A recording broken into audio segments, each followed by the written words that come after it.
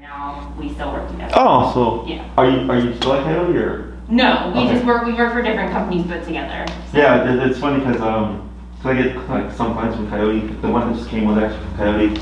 Oh, really? And then And Todd used to be my boss, Pablo. Yeah. So yeah, small world. Because I remember I was having a training session with Pablo, and then he was like, "Oh, how's Luna doing?" And I was like, "Luna," and I'm like. And then he's like, I know Elizabeth. I used to work with her. Yeah. I'm like, oh, then things started to click. But yeah, it's a small world.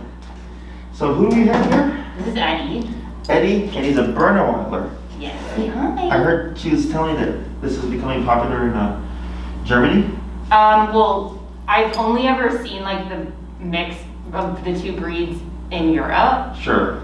Guys, let him go, or like, Yeah, you're do you fine. want me to hold him? Oh, he's kind of spooky, or? Yeah, he gets spooked, but yeah, like, so I follow a lot of them on Instagram, but they're all in Europe. Like, I haven't met anyone here who has the mix. So. Oh, so how'd you come across him? He was a rescue, and we went to Huntley. I don't know, it's like an hour and a half away, and Sure. we just saw him, and I cried. I love big dogs, and he's very gentle. But he does lunge at other dogs, like to play, not. Yeah. How old is? Sorry. 2 and a month. 2 years and a month. 2 years and a month. Okay. And you've had him for how long? Almost 2 months. 2 months. Okay. And how's it been these 2 months? He's great. I mean, it's pretty, I think, indicative of like his breed in that they're lazy inside. Like, he's not very active inside, from what I read. Gotcha. Outside he has a lot of energy, and I'm like there to accommodate it. He's just so large that sometimes it's hard for me to control him. Correct. And he doesn't have good manners. And then other than that, like, he's great. He's just very picky. He doesn't eat a lot of things, and he throws up a lot. And it's not like every time I've tried like a dairy product, he's thrown up. So now we don't do any dairy. But like, he just threw up in the car. And I don't know if that's like concerning. Like, he's happy in the car. He doesn't look stressed, at least. But then like every time we get out, he throws up. Interesting. But obviously your advice is welcome, but like I know that if that can't be, like, that doesn't need to be fixed. I just want to make sure he's okay. Sure. So he goes on the car ride, jumps out, and just throws up. Yeah, he's like very willing to be in the car. His head's always out the window. Like, he seems calm, and then it sounds like motion sickness. Okay, yeah. Which dogs can have, but in my experience, they usually display signs of anxiety because it's just this, discomfort. And they'll usually puke while they're in the car. I've helped dogs in the past, but they had symptoms. Like, if they're in the car, like, they would be panting or whining or crying. Yeah. And by stopping that, we would essentially prevent the puking from happening. Whereas in your case, he's completely fine. Then he gets out and he pukes. I think he really does have like a very temperamental stomach. Like, we feed him really well and very consistently, but anytime we sort of veer from that, he's puked. So. Gotcha. My carpet's gone. Yeah. In my opinion, I don't really think that's anything that can be properly addressed. I could be wrong. Because the other thing I would think of is like Dramamine. I can't remember. I think there's a dog version, which is for motion sickness. Other than that, if his energy is fine within the car, then I would just not feed him prior, maybe, so he doesn't puke up his food and all that stuff. So, okay. Anything else? No. I really just want me to feel comfortable with him on the leash or like at the park with Luna. So like the e-collar thing worked really well for her, and. I'd love to do that because Luna was like an awkward turtle, and now Sure. she's like a bird. Did Elizabeth go over anything with you about the e-collar at all? Like how it works, or just like, it's great, go for it? I haven't asked her like the specifics. I know that she like ramps up the volume, like the level of intensity based on what Luna's doing, and but that's all I really know. Okay, so e-collar is. Have you ever been to a physical therapist or a chiropractor? Have you ever had stim that moves the muscles? Yeah. That's an e-collar. Okay, so a lot of people think e-collar is like a taser, or the things like sticking your finger in an outlet. It's not. It's just a centralized current that contracts the muscles. Mm-hmm. So the box would be on his neck, and the only thing that would be twitching is that particular area. So you wouldn't see anything in the shoulder, or like, and then his other shoulder, or those hind legs, or anything like that. It's all centralized to that one spot.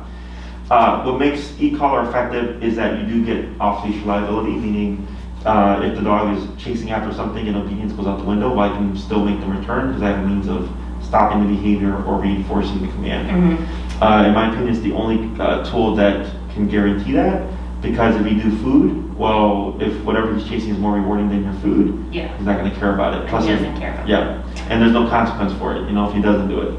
Prong collar, which is a spiky-looking collar, a very effective tool, but then when you remove the leash, the dog knows you took off the leash, you don't have control anymore. Same thing with any other tool, like a gentle leader or like a no-pull harness or anything like that. The dog has the tools on, but as you unclip the leash, you don't have control. Whereas with e-collar, you don't need a leash, it's all the press of a button. Okay? So, the way I teach is what's called, is using a method that's called pressure work. So I shape everything, even if the dog already knows sit. I shape everything or reshape everything using the e-collar. So have you ever pulled up and pushed down to make Eddie sit? Okay, so that's pressure. That's physical pressure, right? You're pulling up, pushing down, and once he sits, you release and you go, good boy. And if you were to get up, you would apply that pressure again, he sits back down, good boy, right? So it's the same thing with e-collar. We would very similarly pull up and push down, but then we would be remoting, applying another pressure, a pressure that's uncomfortable for him, and then once he sits, that uncomfortable pressure disappears. So then he starts to tie those things together. He goes, hey man, like every time I feel this, I feel like this pull up and down, whatever. If I put my butt down, the leash pressure goes away and the electronic collar goes away. And as long as I keep my butt down, nothing happens. So then if he stands up and I start tapping or remoting and pull up, push down, he's like, oh, it kicked in again. And then he sits back down and he goes, oh, it disappeared. So he starts to associate, when I feel this, if I do this in response, it stops, okay? And the reason why it makes it reliable is no one likes to be in an uncomfortable situation or to be in any kind of discomfort, right? If you're like in an uncomfortable like situation, you think to yourself, how do I get out of here? Or you want to get out of there, right? Same thing for the dog. They think like, oh, I don't like this, how do I turn it off? And by using that directional pressure with the leash and the hand pressure, you're guiding them. So you're shaping him, helping him shape the behavior, but the tapping is just there as an added pressure, because that's the thing that he doesn't like, okay? So when it comes to remote collar, size of the dog, size of the human, does it really matter a lot of times? So like I had a young lady who was like maybe 90 pounds, and she had a 150-pound Great Dane. Oh my God. Right? And he happened to be dog reactive. So she had him on a prong collar with an e-collar because she needed as much of a physical advantage as possible, because if she turned the corner and there was a dog, she would need to be able to regain control, okay? So in most cases, I do just strictly remote collar, because the more you use the leash, the more it becomes a part of the communication. And if you're trying to build off-leash reliability, the only thing you're communicating with is, of course, that e-collar. So I try to wean people off the leash as much as possible, so that they become very kind of trusting in the tool and learn to use it as a line of communication, as opposed to trying to physically chase or contain their dog whenever something happens. Okay, question so far? No, not really. I mean, it makes sense. Okay. And the way that we use it is we start low, we work our way up. Okay, so like Liv told you about cranking it depending on the context, right? So when they apply a tension into a human, they would say, left zone becomes too uncomfortable, and they slowly just start to turn up that dial. And then the person will say, oh, that's too much. And they say, okay, they dip it down, they go, how's that? They say, that's great, and they let the machine do its work. So everybody has their own tolerance level, okay? Same thing for dogs. Even though he's a big old Berneweiler, doesn't mean his number is going to be high. It could be low, or it could be high, or it could be in the middle. I've seen things, numbers all over the board. Breed and size of dog does not matter, okay? It's all about the dog's personal sensitivity level, okay? So we find that out in the beginning, in the first class. I hope you find what we call the working level. The working level is the number that's going to make the obedience mean something, no matter the environment, okay? And that working number would maybe different when you're at like Travis versus when there's other dogs there, versus Travis and there's no dogs there, okay? And you'll start to learn these things. You're like, oh yeah, like he needs 45 when like his best friends are around, and he's usually around 20 if there is anything going on. And then you just adjust naturally, depending on what's going on. Okay. The first thing that we always start with is the heel command, which is walking on the leash. That's what we did with Luna. Do you care, like, do you always have to do it on the left? I do left because it's traditional, Okay. but people also train on the right. Okay. You just have to pick a side. Okay. Okay, so if you want right side, then Eddie would always be at your right. Mm-hmm. It doesn't mean he can't be on your left on occasion if needed, but it's you're making those calls as opposed. But because if you're trying to have more than one side and you're trying to correct him for something, he's not going to know where to go. Why do people, like, why is left the default? Because honestly, like, you know, when I'm walking on the sidewalk, I want him to be in, like, where other dogs aren't, you know, immediately in the path. So I'm walking. Sure, yeah, because if someone's walking over here, yeah, if their dog is the person dog. Poop on the island or whatever you call it. Correct. So the reason why we do left is people carry guns on the right. So it comes from old hunting. Oh, okay. Right? They want to accidentally shoot their dog, so they would heal their dog with the left. Got it. So okay? It's not like anything that needs to be. Yeah, no. So you can absolutely do the right. Theoretically speaking, if you have a really good heel, like you can walk past dogs, no problem. Right. Okay. But if you want to have it on the right, just to have an added buffer because you do have a very large dog, that's perfect, completely And fine. that's what I've been. Well, he knows. I just call it right, but he knows to always be on my right. He's always ahead of me, but you know he knows that. So sure. He's at least good because he was really bad the first couple weeks, just zigzagging everywhere, you know. So sure. Anyway, sorry. Yeah. No. So having that consistent side will fix all those issues. Okay. Now my style of heel is very tight the way I teach it. Okay. If I take one step, the dog takes one step. I take 5 steps, the dog takes 5 steps. When I stop, the dog automatically sits. Okay. And this is with a completely slack leash. I don't care what the environment is. It can be with a bunch of dogs walking around you. You can be walking past the dog. I want that type of a heel because the discipline alone, if there's like any other kind of behavioral issues, will help address those. 2, if the dog's that focused on you, they're really concerned about you, not so concerned about, hey, I want to sniff this dog that's walking by. Okay? So most people think, like, especially when I deal with reactivity, like lunging and barking at dogs, they think that I can go out there and I find a dog and we just start to punish the dog. That's not how we do it. We actually always teach the heel formally and see what does this fix. So a lot of times it'll fix like 70% of the activity, and then whatever's left over we can address in a different fashion. Okay, so heel is always the first thing that we cover. Reason being is if you put an e-collar on a dog and you start remoting, they'll start to move around, and more likely they're going to try to move away or run away. So it makes a dog move. So we use a moving command with the heel to teach them how it turns on and how it turns off, and also to teach Eddie here that when he feels the collar, it means to come to you, okay? And this is to start prepping essentially for like the recall stuff. We never want the collar to mean to the dog to run away. It should always mean, if anything, to come to, okay? So if you ever have to, like in an emergency setting, crank it up because he's running after something or running away and he gets capped at 127, which is the harshest correction you can give, his first instinct should be return and not try to run away faster, okay? So we always start with the healing exercise. This will help with your pulling. This will help with like the wanting to pull towards dogs and jump at them to greet them and play and all that stuff, because now he's got a baseline. So that would be the first class. The second class is the second half of heel, and then I would check in with you and say how to go, and you might say like, hey Jesse, he was really good walking past dogs, but he had a hard time walking past Luna because that's his best friend, right? I'm like, oh, that makes sense because he knows really well, it's his favorite. That I would say, what's your number? And you might say 25, then I'll go, all right, when you see Luna, have it at 35, 40. You're gonna be a little bit higher, and we're gonna correct them by doing something, and then repeat that if possible. So then he learns like, oh, if I walk past Luna, I can't just lunge at her anymore. I have to wait for my mom to cue a word, and the word I use is break. So like he would be at your side, and then when you decide like, okay, now you can say hi, you would cue break, and then Eddie would go and intermingle or interact with the dog. Okay, so I don't have anything against dogs doing that stuff. I just want them to do it on my terms, because if you're walking with him and it's not very clear cut, hey, I give you permission to do this, you're gonna get that problem again, where he's gonna just think like, oh, well, mom, let me just like go and greet that one dog last time without any permission. So I'm going to just greet this other dog then because I want to, and then that problem comes back. Okay? So it's very clear cut. It doesn't change the dog's personality or anything like that. In the beginning, it's not uncommon to see what people describe as mopiness or depression. It's not mopiness or depression. One, it's nobody likes discipline, and nobody likes having rules put on them. And essentially, that's what we're doing, right? Also, it's a consequence. So like when I was raised old school, I was spanked. When I walked away from being spanked, I wasn't smiling, right? I was probably crying or upset. Yeah. Because that's what discipline is for. So here, in the beginning, when he's going to get a lot of discipline because we have to train a lot of new things he doesn't know. You might see him look a little bit more kind of like just like mopey or depressed. Yeah. It's not. It's just him processing like, okay, like how does this work? This is my new life. Yes.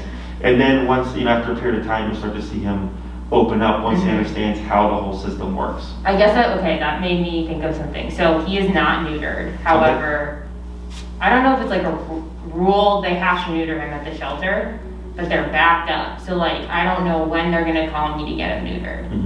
Will that affect anything? Because I know that it can potentially like change their personality, but like I want him, like I'm tired of waiting for the shelter to call me, you know? So. Oh, so like say like just take him to a vet, get neutered or something? Yeah, like it's obviously free if I take him back to the shelter. I'm not gonna pay. Otherwise, I don't like have those funds. I don't know how much it is, but like, like is that gonna affect his? Is that an issue? So him being neutered, not neutered? No. Him transitioning between the two. No. Okay. Neutering doesn't really change dogs that much. Okay. It changes things that are hormone based. Okay. Well, I hope he eats more. He's a good size. I know, but like it's so hard to get him to eat. Like he would rather just die. Do you free feed? Meaning leave the food out all the time? I do. Okay, that's why. Oh. Yeah. I'll talk about that. Okay. It's an easy Sorry. fix. No, it's okay. It's an easy fix. But that's why that's the first thing I ask when people say I have a picky eater, because almost all the time they're free feeding. Okay. Okay. So neutering it would affect, like, let's say he was mounting dogs. Let's say he marked a lot. He does, yeah. But that doesn't. It's whatever. Yeah. It will help those behaviors because those are testosterone based. Okay. Neutering doesn't ever really help aggression, because aggression isn't so much about testosterone as it is just like the dog getting pissed off. I love when people like see his balls and they're like, your dog can't sniff my dog because he's gonna be aggressive. Oh, really? Yeah. I'm like, he's fine. Yeah, it's a real common notion. But yeah, neutering shouldn't change his personality or anything really. If anything, it may calm down a little bit, but he seems like a pretty chill dog as it is. He's very chill. In regards to the not eating that much, how much does he eat a day? So he gets 3 cups of Blue Buffalo chicken and rice, and then he gets 20% my own food of brown rice, carrots, chicken, a bunch of veggies. Yeah. So it's like mixed in with the food, right? And then he gets like 2 pumpkin treats, 1 Duck Heart, and a greenie. And that's once a day? 3 cups, 20% of that stuff? 3 cups total, plus 20, and plus, I'm sorry, I really confused this, plus an additional 20% of that meal of like homemade stuff, split into 2. Okay. And then the other stuff. Okay, well, I don't feel like you're overfeeding considering his size, but if you leave the food out all day, for sure it's going to create a picky eater. So what I would do here is when you make the food, right, if you feed once a day then? Twice. Okay. Is when you put that first meal down, give him 5 minutes. If he like sniffs it and walks away, just put it away right off the bat. Okay. Put it in the fridge. You can eat it for dinner. Or if he eats half of it, put it away, and then for the next meal, just put half. Don't put another 3 cups or a cup and a half, whatever. Yeah. And you keep repeating that. So now what you're doing is making food a limited resource. So he's gonna think I only have 5 minutes, and it disappears. Or if I just walk away from it, it disappears. And that will help address the picky eating. Okay. It's super common. You might see like he might not eat or eat as much for 3 to 5 days. It's okay. Yeah. He's not gonna die. It's against instinct for a dog to starve himself to death. But once he gets that like rhythm, he's gonna go, oh, okay. Dogs are also really good about eating only what they need. So if you notice you feed 3 cups total for the day plus the other stuff, and he only eats like maybe 3/4 of it, you're probably overfeeding. Then I would just bring down the servings a little bit. Okay. And then if you start to notice like, oh yeah, now he's eating everything, then that was the answer. Okay. So it's a mixture of both. Sure. It's a mixture of picky eater because he's free fed, but then potentially not eating everything because he's overfed. Okay, which is not too uncommon. Yeah. Okay? Well, thank you. That's very helpful. Yeah. Other questions about that? So how much control are you looking to have over Eddie? He just does. I mean, he really just doesn't listen to me. So, like, in terms of commands, is that what you're asking, or like? Sure. So like, for instance, what dictates like length of time and cost is what your life at Eddie looks like, right? So for example, so I have 3, 6, 9, and 12-week programs. My 3-week program is more so for people who have dogs who are reactive and they just want to fix the reactivity and have your dog walk on the leash without pulling, okay? So that's 2 to 3 classes for that. The 6-week program is walking on a leash, come when called, and if that's going well, which usually as long as the owner is practicing, it progresses pretty quickly, is then we also have stationary control, which is like go to your bed and don't move. Yeah, exactly, for the next couple hours. Lynn is very good at that. The 9-week program, so that's more so like I go to the dog park, walk my dog to the dog park, and he's only off leash to the dog park, and then I walk back home. Yeah, and I saw him online, and I think the 6 would, if you feel like 6 is fine, 6 would be probably the best for my budget. Yeah, no, for sure. And like I've just struggled training him because he's the first dog I've ever had, and like in my whole life, and he's just not treat motivated, and I was so used to like reading things about that, and then I got him, and he doesn't really care if I say like good boy, or he doesn't. Oh yeah, sure. So it's just been hard. But I feel like 6 is good unless. No, so 6 is perfectly fine. If you were to tell me, I'm gonna take this dog hiking, I'm gonna take this dog to the dog beach, I'm gonna take this dog to patios, I'm gonna take this dog to the dog park and all that stuff, I would say you want more. Okay. Because you have a lot of stuff for your dog to be fully off leash, and you want to have more control. Yeah. If it's just the standard like city life, walk my dog to the dog park type stuff, Yeah. the 6 is perfectly fine. If there are behavioral issues like reactivity or aggressive responses, then I would say then you need a little bit more time because you have to account for that. But you would be perfectly fine with the 6-week with what I'm seeing here. Yeah, he's never barked, never growled, so. Good. He just howls, that's the silence. So in the 6 classes, 2 would be on the healing exercise, 2 would be on the recall, 1 most likely on the place command, and then the 6th one is typically like an overview. Okay. Or if you're struggling with one of the commands, maybe the recall means that's working out too well or something like that, we review that, making sure that you're remembering that correctly, practicing that correctly. Heal tends to be the fastest thing that dogs learn because you walk your dog multiple times a day. Recall tends to be the slowest thing they learn because it requires you to go somewhere. And you live by Travis, correct? Yeah, I live, yeah. Yeah. So for you, it's convenient. So it's an easy opportunity to just walk across the street to practice there. But usually recall takes the longest because of that. Or in some cases, the dog, if you practice too much, they don't want to leave you. So then you can't practice the recall because the dog won't leave you, right? So, and there's ways that we work around that. We won't know until you start that process. Yeah. That's just something to keep in mind. But I think you'd be fine with that. Okay? Yeah. Other questions so far? No. So one of the most common questions I get is when does the e-collar go away? Never, right? Yes and no. Not when you need it, right? So if it's I'm going to be outside going for a walk and stuff, like he'd have it on, but you're not always using it. It's more so just present. So the example I always give to people is, do you drive? Yeah. Do you go on the expressway? Yeah. Do you go the speed limit? No. Okay. But you know that you're supposed to. Right. But the reason why we don't is because there's no squad cars, or if we don't see those cameras, we know there's no real threat of consequence, right? So we get away with that. It's called opportunistic behavior. So dogs do it as well. So imagine the e-collar is like a cop on a collar. When it's present, he's going to behave himself and like do really well. And then when it's off, he's going to want to push things a bit. Okay. So I always tell everybody, like, if you're going to just be out with your dog, just have it on. Yeah. It's not that you're not always using it. It's just present in case something happens. As long as you've done your homework, diligently, and you follow through. If he's a great dog in the house, if he's a great dog when people come over, you don't need it. You don't need for the collar. Should I leave it on in the house anyway? Like, if there's stuff to address, Oh. like if you were to be like, barking out the window and you wanted to stop that, you could use it there. But then I would also give you other means of correcting. Sorry. No, you're fine. The only thing that he has issues with, he literally just lays around. Like, I beg him to play, and he doesn't want to play. Such a weirdo. He does have separation anxiety, and I'm working on it by just like leaving, for 5 minutes and like having him try to get used to that because I do work from home. And like, I can't expect that to be like something that you can fix. I just wanted to bring it up if you have like any suggestions. He's only freaked out once and he ripped my blinds. I was at Elizabeth's. And I had gotten a camera and I said his name and then he freaked out and then ripped the blinds down. So that's like understandable. Other than that, he just whines at the door, and I guess for me, like, I would love for him to feel more comfortable, but I don't know how to address that, and he won't take, like, calming chews. I don't even know if those are good for dogs, but I've tried, and he won't eat them, So, it's something that we can work on. Is he kenneled at all? No. Okay, is he separate, are you working from home? Mm-hmm. Is he separated from you at all? No, should he be? Yes. Okay. Because that's where the separation is coming from. Okay. It's a very common thing that's happening right now because of COVID, is that people are, they're like, oh, it's great, I work from home and I feel my dog all day, until they try to leave.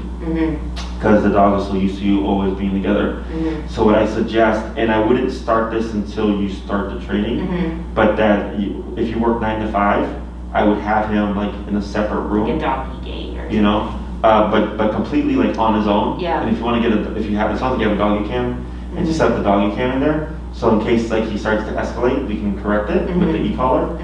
But you want to start getting him used to being away from you from at least 9 to 5, even though you're home. Just literally being in a different room. Ideally, I would kennel the dog, but you can also just put him in a separate room. Yeah. And that should start targeting the separation anxiety, because then he's not always around you 24/7. Okay. And then like if you end up having to go back to work and leaving home, he's already used to that 9 to 5 separation. That the only thing that's changing now is you're going to be leaving. Yeah. So ideally, it shouldn't be an issue. And I'd love to bring him to daycare here, so.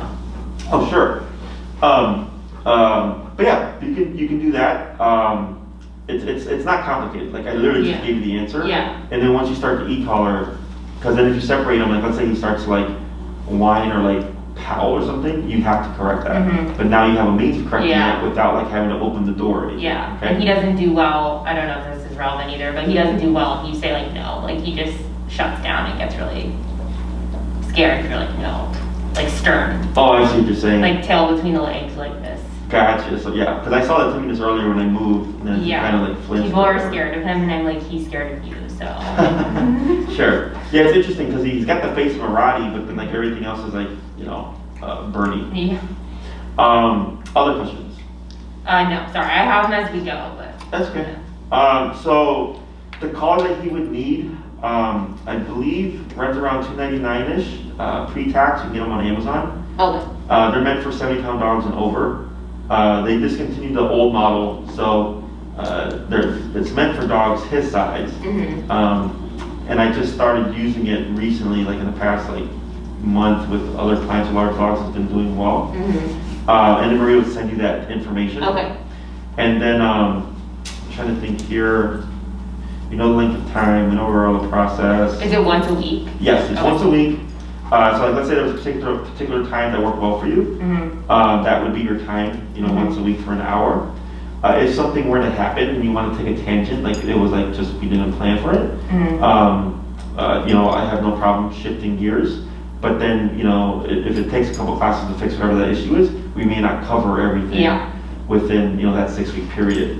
The way I go about it is I just go like, what do you want? What do you need? What does your life, what your dog look like? Okay, this is what I suggest for you. Okay, which in your case is the 6-week. Okay.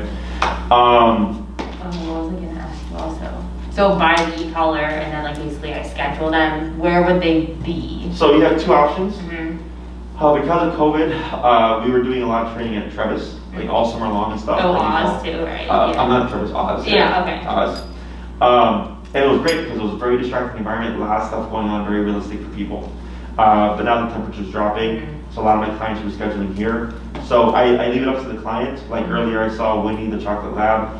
Okay, yeah, Elizabeth recommended them, right? Yeah. So they're at Oz today, and then my one before you was here, and then my earlier ones were here as well.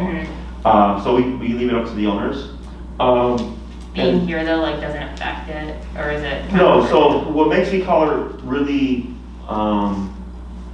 flexible is like, let's say, we teach here, and like if you need a distraction, like we can grab a dog. But let's say like his number here is 25, and then when you go in your neighborhood, you want to find that working number, it might just be 35 or 45, it might be a little bit higher, because you have to account for like the distractions. Everything stays the same except the number. So once you figure that out, it's a very easy transition from here to there. So like Winnie, her first class was here, I believe. Yeah, Winnie the Chocolate Lab's first class was here, And then I saw them the next week and they're like, yeah, she's been great. She's just right at our side. And we trained in a non-realistic environment, but it's because of the way that I teach it. Yeah. So as long as you're willing to like bump the number and adjust it according to what he needs, then it should not be an issue. Okay? But it's personal preference.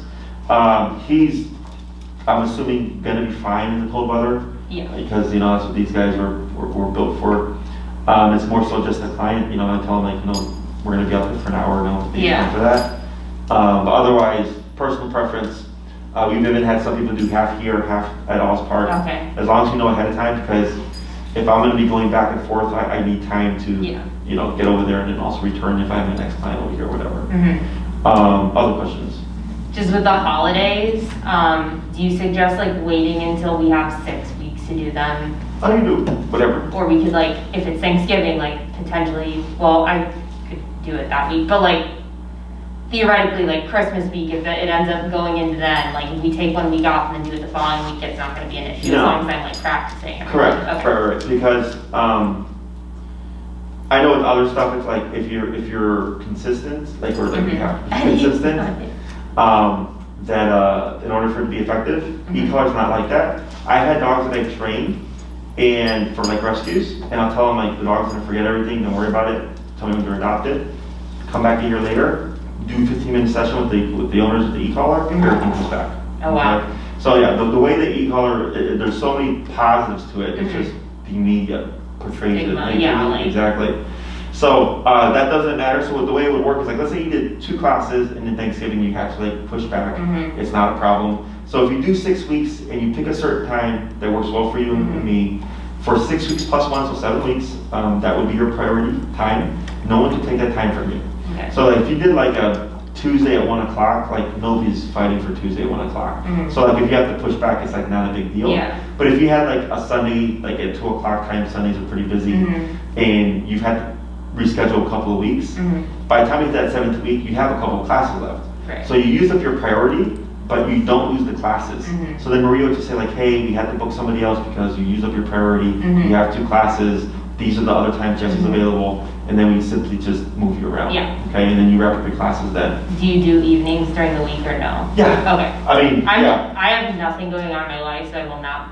I was late today and it was freaking me out, but I'll be on time. Yeah, no. I train pretty much all day, every day, aside from Wednesdays. And then Maria knows. Is that your day off? Yeah, I try to keep it a day off. So like Maria knows my schedule, and she'd be able to better, because people ask me like, what's her availability like? I'm like, I know what it looks like right now, but Maria might have a totally different plan for the next week, and I don't know what it looks like. So what she would do is she'd get in contact with you, she'd send you a training form, she'd send you the make and model of the adoption that we recommend. I do recommend that you do read the booklet, get familiar with it, fiddle with it. One thing that can happen is because it is electric, is it goes 0 to 127 in increments of 1. So if you move it and 1 goes to 35 very quickly, you most likely have 11. It has a very sensitive. Oh, they have bad ones. Okay. Yes. So then that's why I was saying people fiddle with it. And if it looks like it's jumping, you should be able to do 0, 1, 2, 3, 4, 5, 6, right? Like that. But if you see it 1 to 35, it's not good. You want to go just return it. Let us know. We push back. No big deal. Can I try it on my arm? Yeah. Okay. I told some people put it on your hand, try it out. Usually about 10 to 15. Okay. If you want to try Luna's or whatever, just put it on your hand 10 to 15. Yeah. It is just a muscle twitch. And then it's an e-collar or that. And other than that, it's pretty straightforward. It's all verbal instruction now, so I don't really touch the dog unless you need help, like it's a 2-person exercise, like the recall. Because of COVID? Yeah. Just because. Does it make you sad you can't like pet them? Excuse me? Does it make you sad you can't like pet them? Oh, I didn't pet dogs pre-COVID. Oh, okay. I love dogs, but I don't love dogs that like way. That, yeah, okay. I love dogs, but I discipline them. But yeah, so like let's say, so everything's all you now, which is I think has been a big pro, because before pre-COVID, when I would work with the dog first and then hand them to you, a lot of the work was already done. So then the owner didn't really learn the process. Whereas now, since you're doing it from scratch, yes, it's more difficult for the first class, but you learn so much more. And then after that, it's pretty straightforward, and it makes it's very just like intuitive. and all the concepts are the same, so it's easy to kind of just pick up on.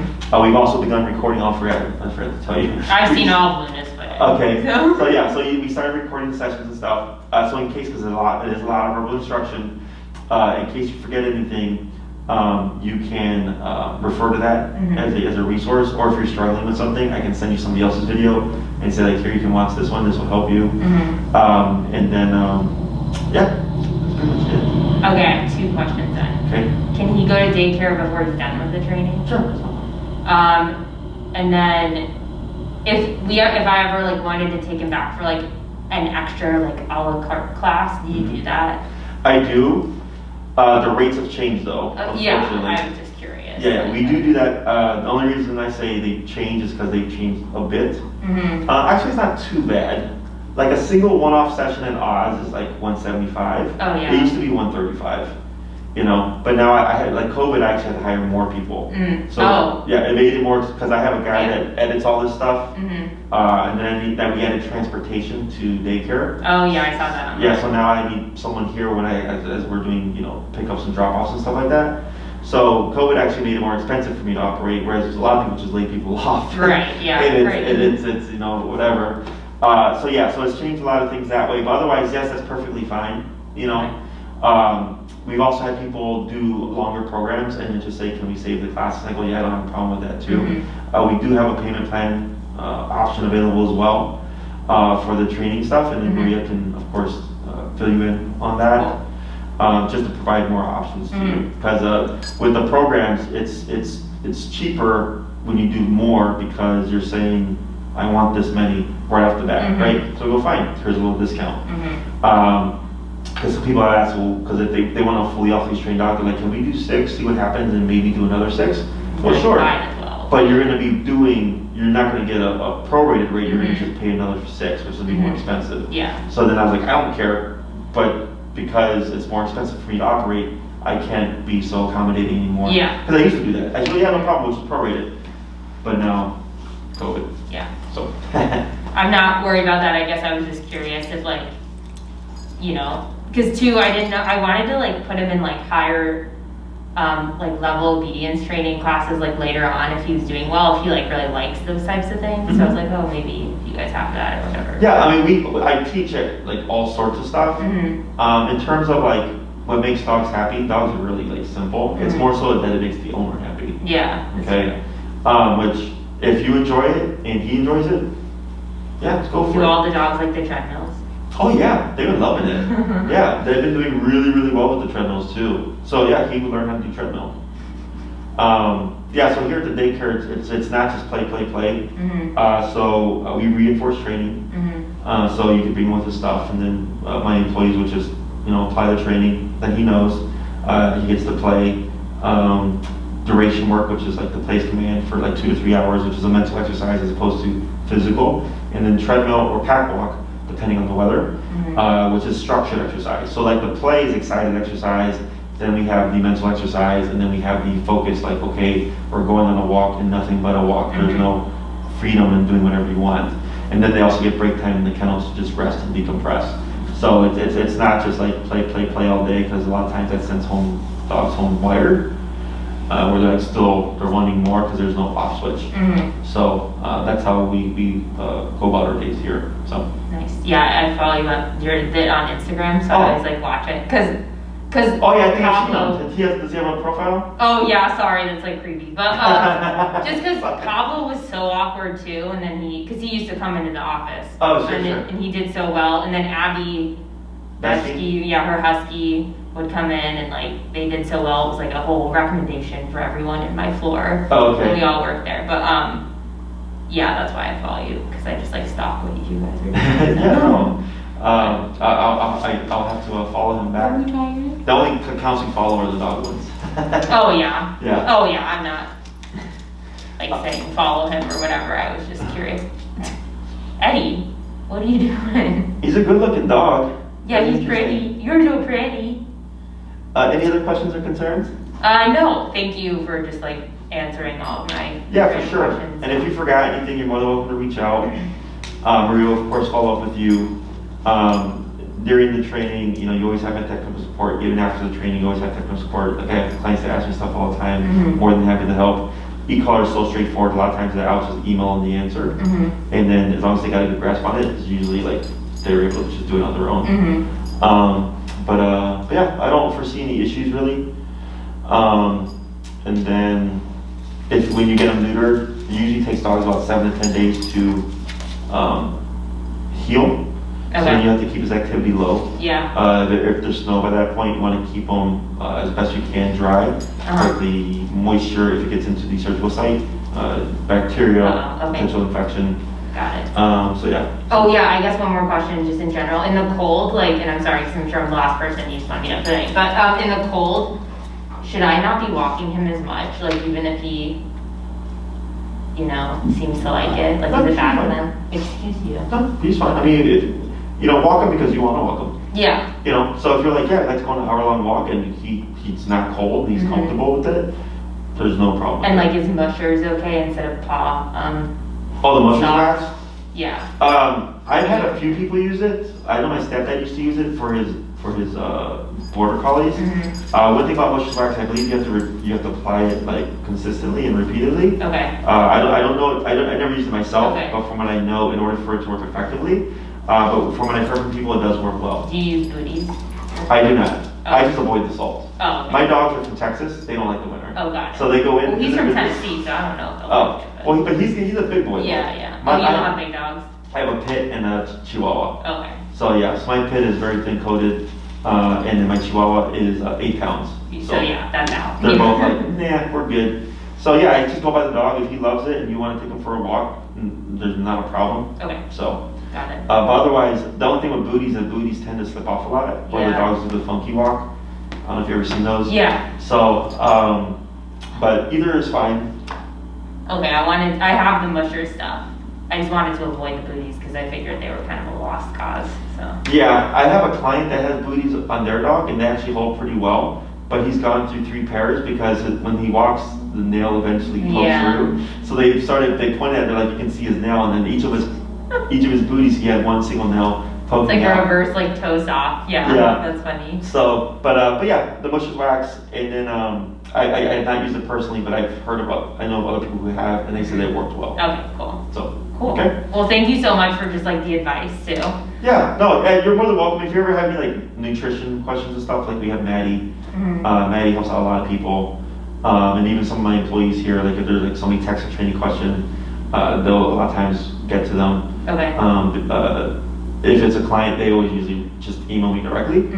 But like we get random people who email us, and you know we're happy to help. So they usually tackle that stuff because I'm busy doing all this other stuff. Yeah. So. And then so Maria will reach out. I don't need to. Correct. Okay. I'll give her a call after this, and I'm gonna fill her in, and then she'll if she doesn't follow up with you tonight, it'll probably by tomorrow. Okay. Yeah. No rush. I just was curious if I should email her. No, yeah, it should be fine. Because I know she's got a couple that she's got to work through. Yeah. I'll talk to her, and then I don't see why she wouldn't get back to you by tomorrow. But if you don't hear from her, just shoot her an email, and then she'll be like, hey, just checking in, and then she'll be like, oh, okay, here. Yeah. Whatever. But usually she's pretty good about just getting back to her. Okay. So, okay. Well, thank you so much. You're welcome. Eddie, can you say thank you? Thank you for coming by. Can you say thank you? Come here. You're tangled up. Can you say bye? Huh?